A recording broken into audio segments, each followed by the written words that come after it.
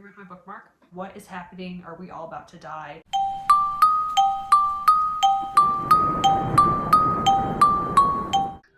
Hi, I'm Sarah. Welcome to Thrills and Kills Booktube, the darker side of Booktube, where we are mentally ill, but totally chill. This is my brand new Booktube account. Thank you so much for everyone who has supported me in this journey. I love to read everything horror, true crime, psychological thrillers, just dark things that make you feel bleak, depressed, ghost stories, make you question your sanity, anything like that. I love to read it. I love to watch it. I also love everything Halloween. So if you like these things and you want to sit back and talk about it, but you're also not a fan of Colleen Hoover and not a fan of the romance and YA side of book talk, then welcome. We'll probably find a lot of things in common. Today I'm talking about my spooky season reading plans, not TBR. So sit back, get something fun to drink. I cannot stick to a list to save my life. So yes, I intentionally said reading plans and not TBR because I am a complete mood reader. Maybe that's because of my ADHD. I've tried the whole TBR thing and I'm never gonna be able to stick to it. It's basically like, here's a pile of books that I'm super interested in right now. So if I read any 1, 2, or 3 of these, I know I'm gonna be happy. I do like to try to stick to a theme. So for the last few weeks, I've been focusing on ghost stories, possessions, exorcisms, and then I might want to try some creature feature or some slashers or books that are set on Halloween. And then I'll throw in there maybe a book that I'm doing for a book club. But that's about as much planning as I'm ever really going to be able to do. Make sure you've got a tasty drink, especially seasonally appropriate, and let's dive into my pile. First up, I'm going to talk about the physical books in my reading pile. I've got this cute little one, The Halloween Tree by Ray Bradbury. So I've never actually read any Ray Bradbury. I'm not quite sure I can call myself a horror lover without having done that. So what I thought I would do was pick this one. It's a shorty. Sounds like an interesting premise. Like I almost get like Stranger Thing type vibes. 145 pages. I can do that, especially if it's, coming up on Halloween night. I can get through that really quick. Next up is a horror classic, and this is one of my favorite books, The Haunting of Hill House by Shirley Jackson. If you have ever watched The Haunting of Hill House by Mike Flanagan on Netflix, which first of all, fantastic series. I love anything he does.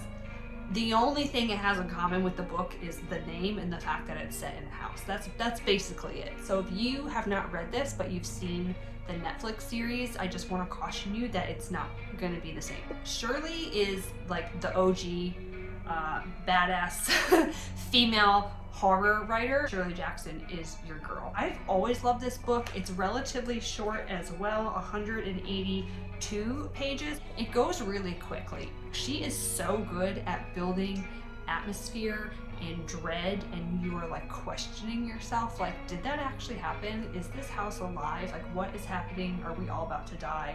Without there being necessarily like jump scare, or without having slashers or monsters. If you have read other horror books or you're into watching horror movies, you've probably seen or read something that borrowed from this without realizing it, unless you've read it. So four seekers have arrived at the rambling old pile known as Hill House.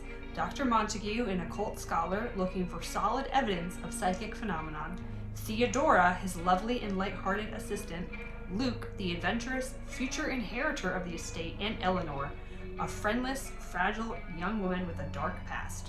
As they begin to cope with chilling, even horrifying occurrences beyond their control or understanding, they cannot possibly know what lies ahead, for Hill House is gathering its powers, and soon it will choose one of them to make its own. So if you've seen the series on Netflix, those names probably sound familiar. They did borrow some of the names from the book, but again, beyond that and the title, that's all they have in common. Definitely, I recommend this. Okay, next up. I've actually finished this book and I really enjoyed it. The Burning Girls. Another book that had been kind of on my wish list for a while. I think I had it saved in Goodreads, and I don't know why I never really got to it. For some reason, I think I was confusing CJ Tudor with some other writer now I can't remember, and I read something of theirs and I didn't like it. So I'm really glad that I kind of cleared that up.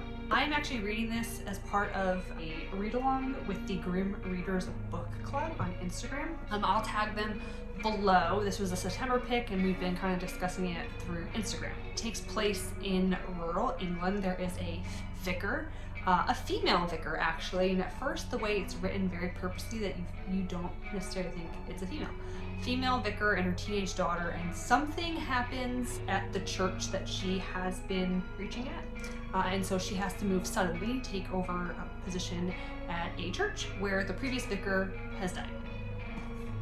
We don't know why quite yet, but he has died. However, this church and this town have a very concerning past. So 30 years ago, 2 teenage girls went missing and no one's ever been able to solve it, or where they went, who took them, are they alive, are they dead, who knows. And 500 years ago, there were actually, was it 8 martyrs, 8 people who were Protestant, and Queen Mary Tudor, who was Catholic, and she was trying to make an example of those who would not renounce the Protestant faith in favor for the Catholic faith. And so there were 8 martyrs that were burned, including 2 young girls, and people have reported seeing these young girls' ghosts in times of trouble occurring. So this vicar finds herself in a new church and she's trying to figure out what's going on.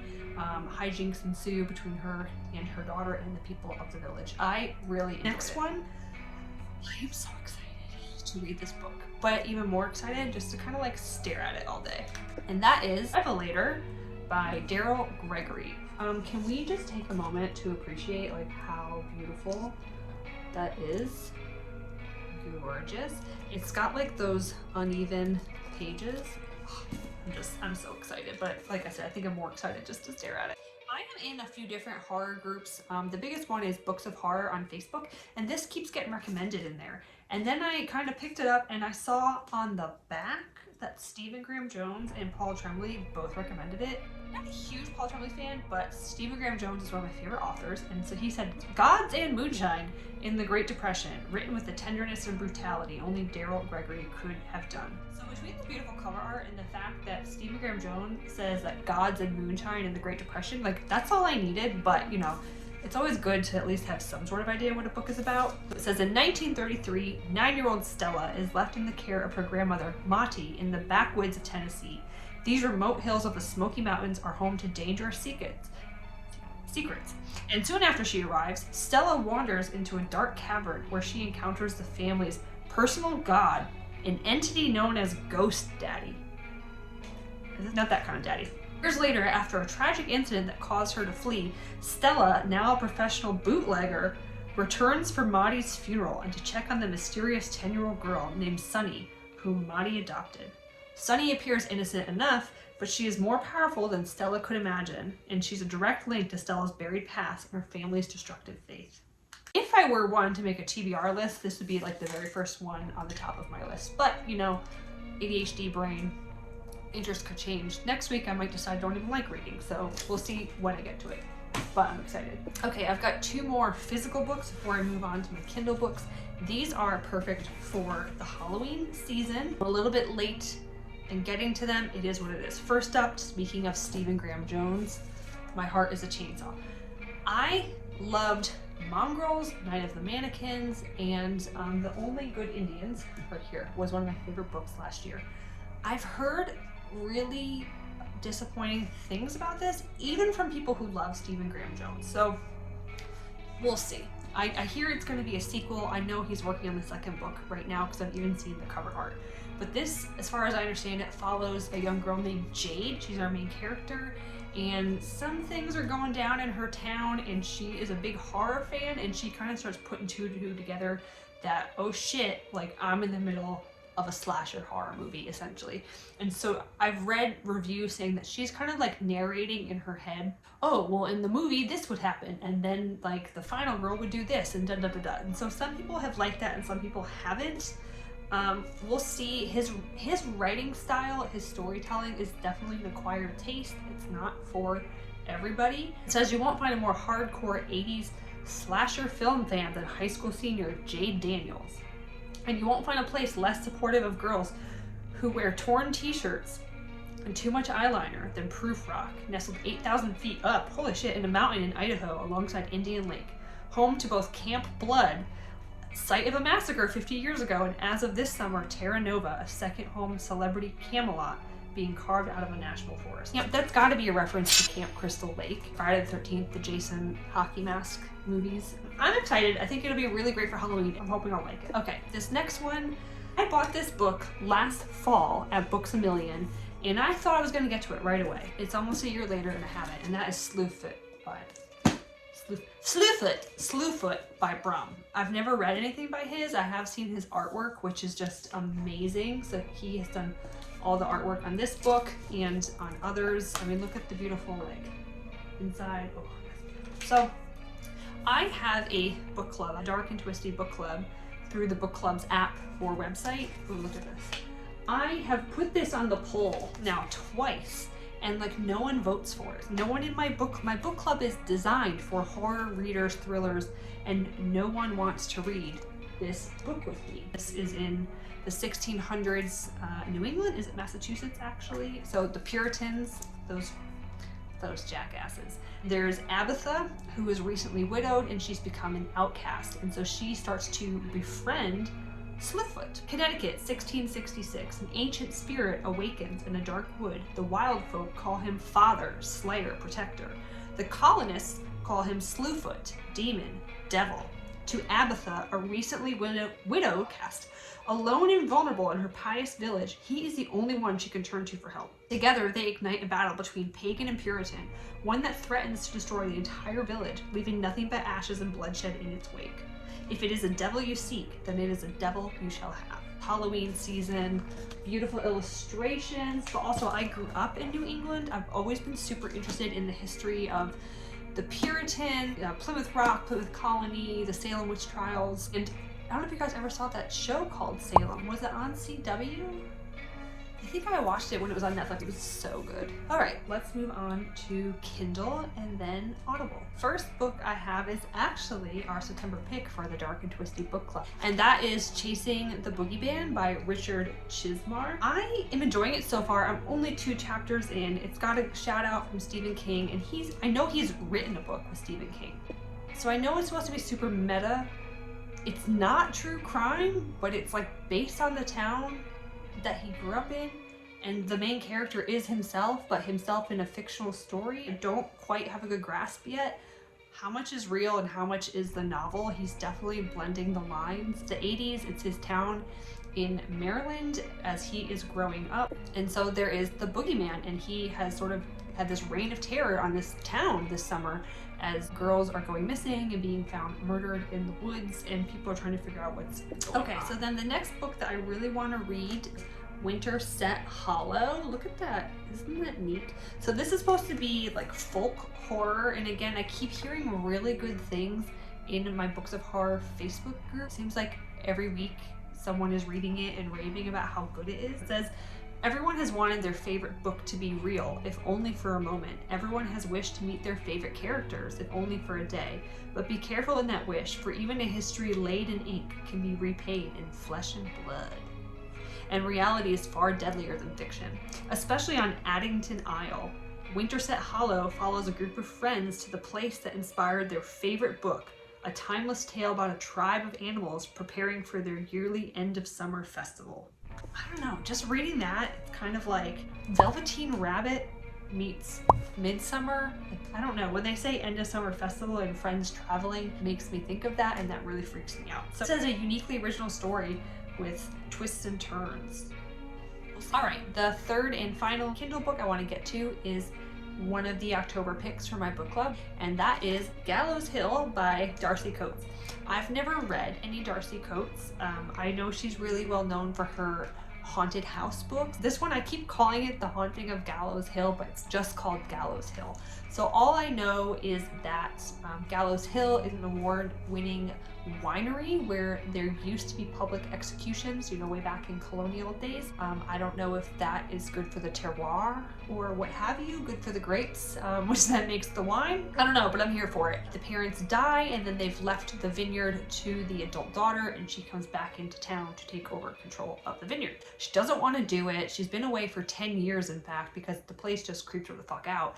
And so she comes back, and the more time she's spending there, she's starting to believe that it actually might be haunted. The villagers have always kind of said these things, and she thought it was creepy, but she didn't necessarily believe in it. But things are starting to pick up, starting to happen. Her parents were just found dead out of the blue, and so she's starting to also believe that it might be haunted, and that maybe she's going to be the next victim. So we'll see. So that was everything on my Kindle. I have a few books I want to get to on Audible, one of which is the audiobook version of Chasing the Boogeyman. I'm going to be doing a lot of traveling for work, so I thought, okay, I'd like to have this both on Kindle and on Audible, so that way I can kind of go back and forth between the two, hoping to get a good chunk of that book done.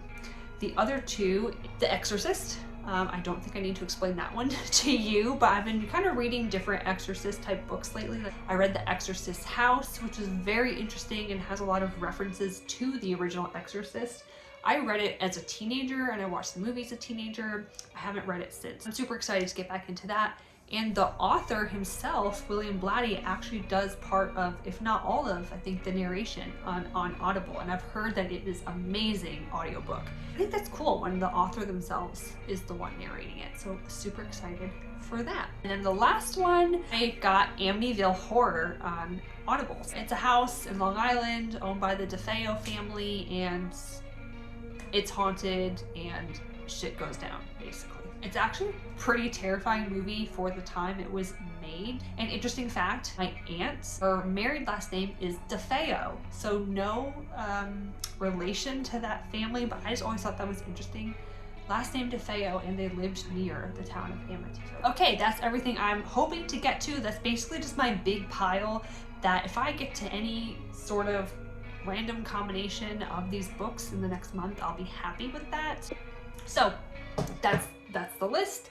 I'm Sarah. This is Thrills and Kills. Thank you so much if you made it to the end of the video. This is definitely a lot of work putting all this together. So huge shout out to you guys who do these really intricate videos, even simple videos. It's a lot of work to get it off the ground and upload it to you all. If you're looking for a book club to join, if you're not already in a whole bunch, we'd love to have you. We specialize in horror, psychological thriller, and true crime. The link will be down below and it's in the About Me, as well as links to all of my socials where you can find me, the books that I've mentioned today, and the accounts that I've mentioned today. Going right full throttle into spooky season here. I'll be doing a lot of content about scary books, scary movies, our Halloween plans, my Halloween decor, spooky music that I'm listening to. Right now I've got a playlist I'm listening on Spotify called Spooky Banjo Time. So, you know, fun little Halloween t-shirts that I've got. You let me know what you'd like to see. I'd love to have you. Please subscribe, like, share. I'm always looking for new horror friends and new book friends. So thank you guys, and hope to see you soon, and stay spooky.